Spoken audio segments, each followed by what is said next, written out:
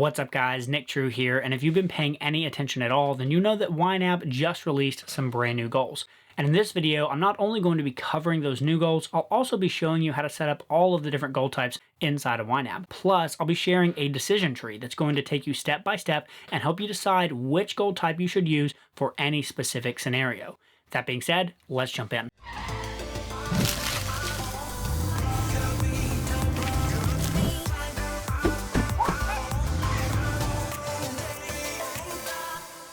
So first off, let's talk about why we should be using goals. Well, there's really two main reasons. The first reason is that it helps YNAB do something that the vast majority of people who start using YNAB are really frustrated that it doesn't do. Here's what I mean. When you use goals, it allows you to actually get that forward-looking approach to budgeting that you might be used to if you've used another budgeting tool in the past, but you can't do with YNAB because you're only supposed to budget the money that you have, not budget future income. But when you set goals for everything, like I have here in this example, pretty much all my categories that I would care about have a goal. I can see here down in this quick budget section, this underfunded number that says $6,034.92. That means I have not yet budgeted for the goals that I said I would like to do, which means I'm planning to spend. That's what a goal is in YNAB. It's a plan. I'm planning to spend $6,034.92 this month. This is really nice because I can easily know very quickly whether or not I'm going to make that much money. And if I'm not going to make that much money, then I probably need to edit my goals and not plan to spend that much money. Now, obviously, if you choose to add the toolkit for YNAB extension, like I show in one of my other videos, you can add this feature right here as your total monthly goals, which I really like to have. So that's the first and kind of the main reason that you should be using goals is it helps you plan your spending out. The second reason that you should be using goals is that it saves you a ton of time when it comes to budgeting. For this example, I'm going to go ahead and pretend that I got paid. And so I'm going to have inflow to be budgeted. And let's say that I made $2,500 for my paycheck. So now I've got a total of $4,500 in my to be budgeted, which is the balance of my checking account. Now, if you follow the budget template that YNAB lays out for you, which basically means adding a goal to every single category that matters, you can budget really quickly. So instead of me having to go in here and manually type in $56 for pet insurance and $750 for campground fees, I can just simply highlight this whole group, click underfunded, and immediately move money from to be budgeted down to here. I can do that for debt payment, living expenses. Here's my underfunded amounts. Boom. All of a sudden, budgeting for these categories becomes very, very easy. So that's another big reason that you should be using goals is because it saves you a ton of time when it comes to actually budgeting every time you get paid. Now, YNAB just did a big update releasing a couple of new goal types, and you can see all of their updates regularly on their release notes page if you're interested. But a couple of weeks ago, they released a few new goal types, and if you go to the Budget Smarter with Smarter Goals article, you can read all about the update here. But where do you actually find them inside the program? Well, if you just scroll to basically any one of your categories, I'll come down here and use Nick Spending, for example. Normally, you would click on the category, come over here to the right, and then click Edit Monthly Contribution Goal. And now this whole screen looks totally different than how it used to look. Used to, you would just have a couple of options here. Now, it gives you this big drop down with 4 different options, and this little information link right here, which will give you all of the information about the brand new goal types as well as the old goal types. So if you'd like to read through all of that and have a good understanding, you can do that there. Or you can just hang tight with me in this video and I will take you through all 4 of these goal types. So the first thing you'll notice if you're already used to using goals in YNAB is that they've broken up the goals into 2 top-level categories: plan your spending and build your savings. And underneath plan your spending are the 2 new goal types that they just released, whereas monthly contribution and target balance is what they've always had. To get into the target balance by date versus the original target balance, you would just click target balance here, and then you can actually click to turn it into a target balance by date, or you can unclick to just keep it as a target balance. This is the old setup, whereas these 2 goals up here and then plan your spending are the new ones. Now, before I explain each of the 2 new goal types and when to use them, I'm going to go ahead and tease you real quick. I want you to stay around for the rest of this video because I'm about to introduce you to this sweet YNAB goals decision tree that my wife and I put together to help you decide which of these 4 goals you should be using for all of your different categories. I'm going to go over this in just a second, so hang tight. For now, let's jump back here. So how does the brand new monthly goal differ from the old monthly contribution goal, and when should you use each one? Well, the best way to think about this is, what do you plan to use the money for in your category? And most importantly, do you want this category to build up over time in the available column, Or do you want to set a specific amount of money that you want to spend each month? And if you have any left over, you want that amount to count towards next month's goal rather than just always build up over time. Let me show you a couple examples to show you what I mean. So in the Nick spending category and the Hannah spending category, this is a set amount of money that each of us get every single month to spend however we see fit. And if we don't spend it all that month, this is not a use it or lose it category for us. We actually let it build up over time. So if I don't want to spend all of my $30, I can wait and I'll know that in November I get another $30.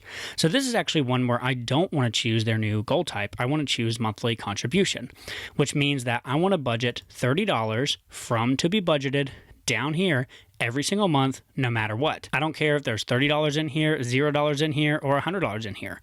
No matter what is in the available column, I still want to budget $30 that month. Now, let's take groceries, for example.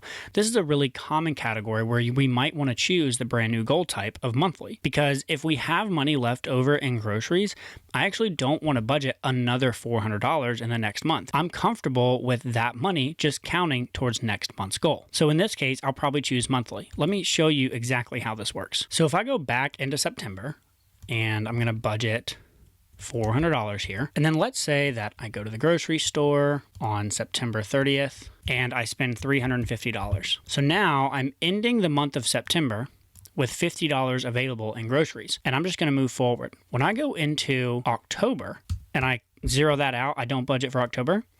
When I click right here, it actually says I only need to budget another $350 to hit my monthly goal of $400, which is really fun because now I can only budget $350 and I can still fully fund my goal for October. If I go and change this to the old go type, monthly contribution, you'll see that it will say that I have not yet hit my goal because I'm supposed to budget $400 per month no matter what. But with the new goal type, I can use last month's unused dollars towards this month's goal. This is a feature that a lot of people have been wanting for a long time, so I'm really excited to see YNAB release it. Like I said, I'm about to show you the decision tree, which will help you figure out which goal should go with which category. But generally speaking, this new monthly goal type is going to be used in a lot of your living expenses categories, ones that happen every single month, and you just want to make sure you don't spend more than a certain amount. Things like groceries, gas are really common categories where you're going to use this type. Okay, let's talk about the other new goal type, the by date goal, which is probably going to be used more for savings or certain long-term expenses. Now, you're probably very familiar with the target category balance by date. This is used really well for things like AAA. I come in here and I say, I need a target category balance of $200 by, let's say, December of 2020. I save it, and then now I need to budget $13.34 per month to stay on track towards my AAA membership by December of next year. Pretty straightforward. I need this amount of money by a very specific date. Now, the problem with that is for things like Christmas or things like a vacation where maybe you're buying plane tickets months before you actually take the trip, or maybe you're buying an Airbnb or a rental car. Or with Christmas, for example, maybe you plan to spend $800 on Christmas presents, but you might be buying them in September, October, November, or all year long as you come across things and then setting it aside.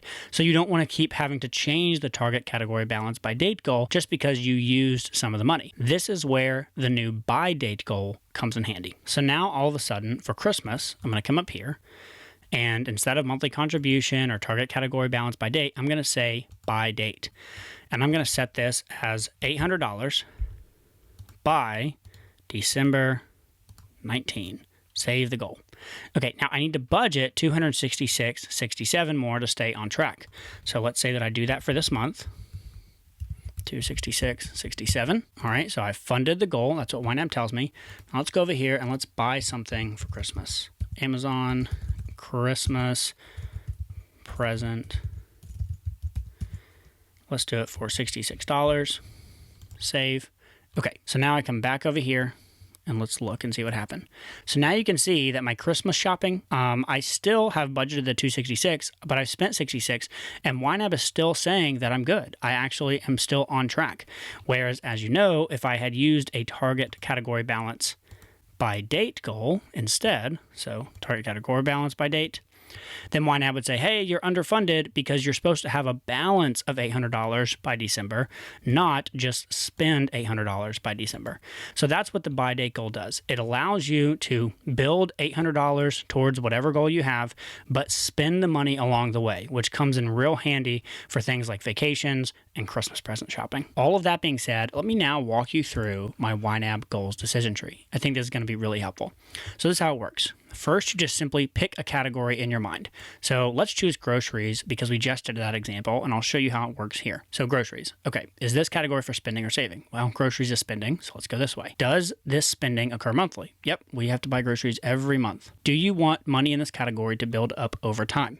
Some people might with their groceries, but I don't. So I'm going to go and choose this new monthly goal type. And actually, look, here's some examples: groceries, eating out, and transportation or gas. All right, now what about that AAA example where we actually have like a due date and it doesn't occur monthly, but it's a once a year annual expense? Again, it's spending, but this time it doesn't occur monthly, so we'll say no. Is this an irregular expense with a specific date? Well, yes, it is. There's a AAA subscription and it has a date. So we say yes. And we come over here to target category balance by date. Let's try one more for spending. Let's choose car maintenance.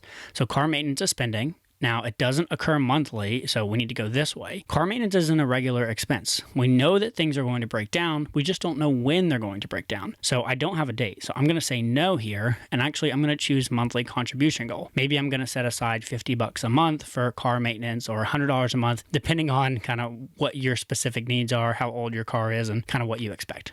Okay, let's talk about savings now. So the first one we'll do is let's pretend we're investing for the long term. So maybe this is retirement investing. So yep, it's definitely savings. Now, will the money stay on budget or be transferred to a tracking account? If you don't understand this question, I highly recommend checking out my YNAB video on savings accounts and how to set them up. Understanding the difference between an on-budget savings or a tracking account is really, really important. But I digress. Okay, so in the case of retirement investing, it's almost always going to be a tracking account. So we would go the tracking route.